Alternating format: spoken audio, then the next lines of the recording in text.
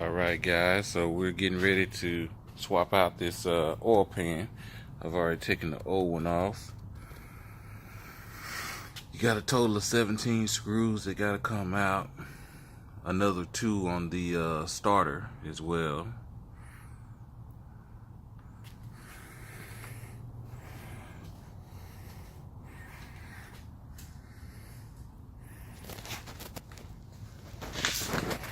Then you got to take out this baffle plate here.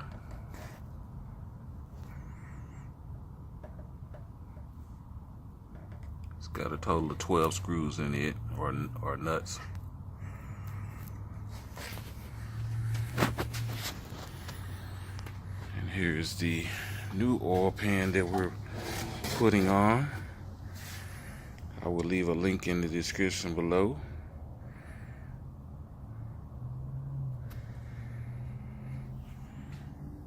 Bought this one off of Sump. So I'll leave the part number and everything to it. It's got a new plate, new oil suction tube, dipstick, all the hardware comes with oil pan gasket as well. So stay tuned guys, stay tuned. I'm gonna get this oil pan mounted on and come back to you. Alright, so one of the things you're gonna notice is on this new oil check stick tube, when you place it in there, normally the other one mounted right here, but this new one is gonna mount over here. So we gotta take off this screw. And like I said, there's new hardware in the package that everything came with. So we'll go ahead and take this screw off. We won't be needing it. We have a new one. We'll use that one, all the new hardware. So don't get confused that it's not doesn't mount over here. The new mounting hole is going to be here. Alright, so as you see, we got the oil stick mounted in, new hardware in place. Fits in there real nicely. Alright, so next thing we're gonna do is get ready to mount this plate and oil suction tube.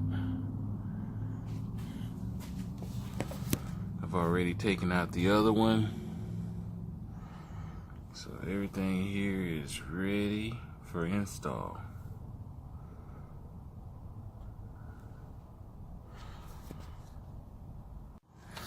Alright, so we have the plate mounted.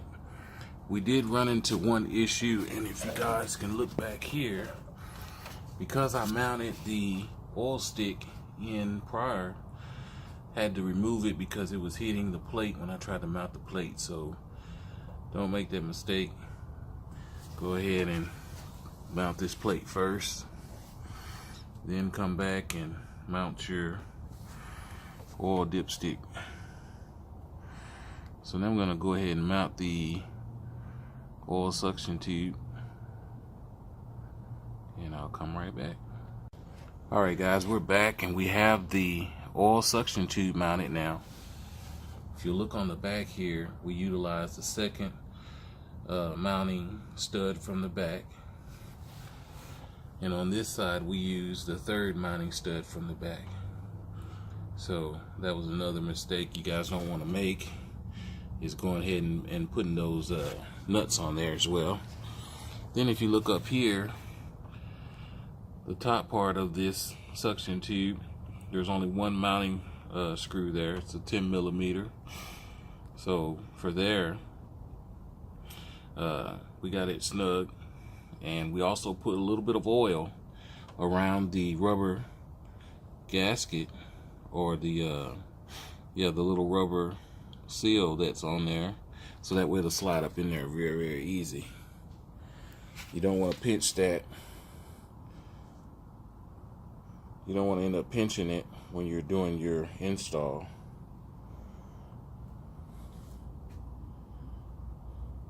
So everything's coming along very nicely. Getting ready to mount the pan now. We'll come back in a sec. All right, we're back. We got the oil pan mounted now.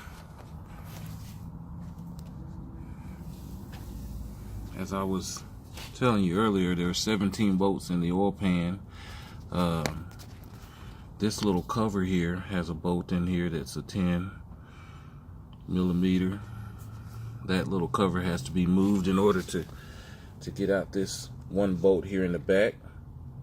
You can see there. All the bolts in the oil pan are 10 millimeter bolts.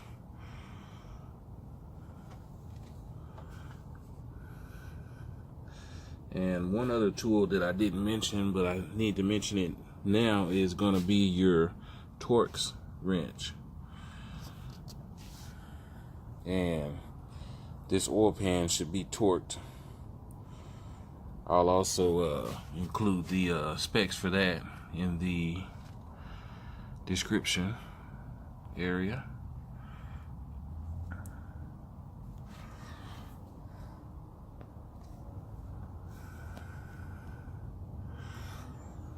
Now, I'm not going to mount the starter back yet right now, because the next thing that we're going to be doing is putting on a new wiring harness. Purchased one from PSI. That's Vehicle Pacific. Basically a standalone harness. Kind of make this whole mess easier without having to go through and pin this old one.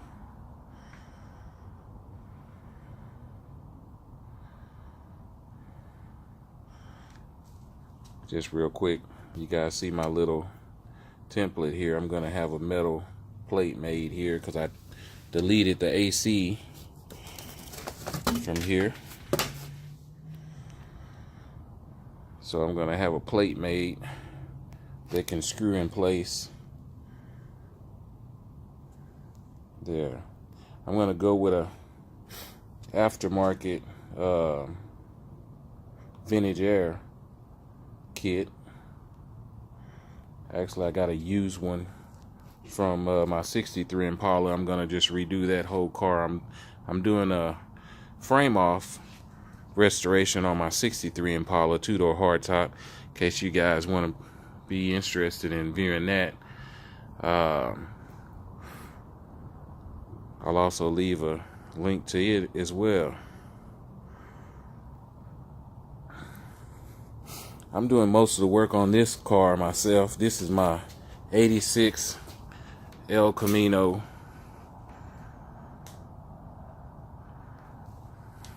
Don't know if you guys ever ran across seeing it before, but I'm doing this 6.2 LS conversion from a 2010 Camaro SS, and also we're gonna have fun inside as well.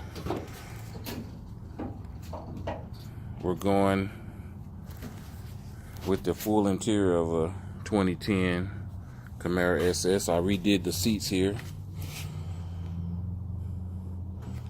in a green snake, little black snake too, but it's what I'm doing with these little holes here, in case you guys are wondering, I'm going to actually backlight that with some acrylic and some LEDs. It's going to look pretty sharp when I'm done with it. The dash is going to make over too. I'm actually going to be mounting the full Camaro dash as well. Fiberglass and the door panels out to kind of match everything. Center console with all the gauges, the steering wheel with the paddle shift. We're gonna have all that, so stay tuned, guys. It's getting interesting. This is just my little side project stuff. I like to mess around with my cars, and originally I had these seats in there that I did sometime back. These are Lexus seats that I redid.